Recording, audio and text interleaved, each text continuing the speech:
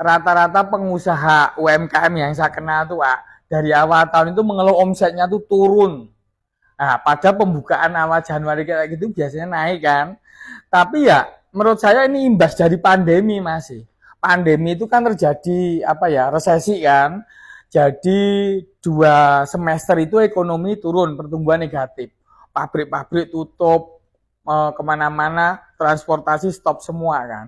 Nah, itu tuh ibarat turun itu seakan-akan naik di 2022, 2023 itu kayak semacam lentingan bola.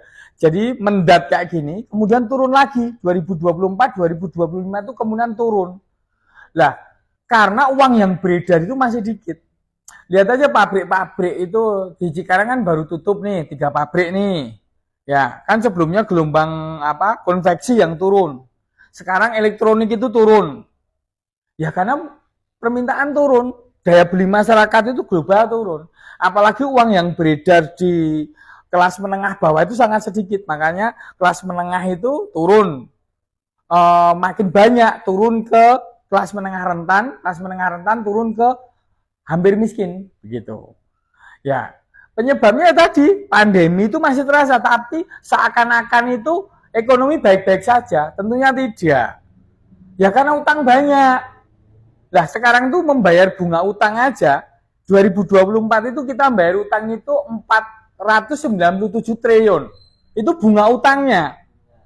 Kalau sama total utangnya itu kira-kira 60% dari pendapatan pajak. Pajak Indonesia itu kan kira-kira dapat hampir 2000 triliun.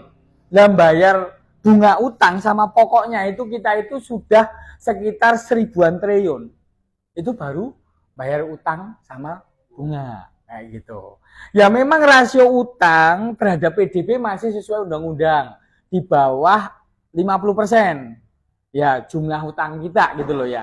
Masih di bawah 50%, bahkan sekarang itu kita jumlah utangnya hanya 40% PDB. Tetapi rasionya itu nggak cuma dibandingkan PDB, tapi PDB itu produk domestik bruto, itu agregat ekonomi nasional. Ya, tetapi harusnya dihitung diperbandingkan dengan total perolehan dari pajak. Dan nanti kan akhirnya pajak yang digenjot, sedangkan daya beli menurun, tambah susah lagi. Nah, sedangkan kalau pabrik merumahkan karyawan, pengangguran bertambah, ya kan? Terus kalau ekonomi turun kayak gini, pabrik pun nggak bisa naik kan, pasti merumahkan karyawan. Lah, jumlah pengangguran yang bertambah akan membuat beban lagi di APBN. Muter-muter terus kayak gitu. Nah sekarang aja kalau dibandingkan yang dikorupsi, kalau APBN kita itu kan kisaran 3.100-an triliun. Nah yang dikorupsi aja dari PT Timah kemarin aja udah 300 triliun. Dari APBN kita aja yang 3.100 triliun. Nah, yang dikorupsi aja itu sekitar 300 PT Timah. Belum sama yang oplosan Pertamina Pertamax ini.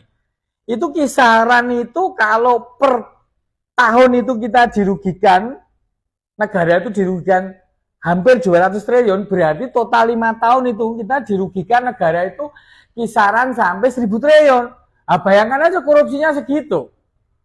Lah, duitnya itu dikeretin semuanya lah. Nggak tahu kalau dibilang Indonesia mau gelap ya tergantung niat pemerintah, apakah dana antara nanti berfungsi baik apa tidak.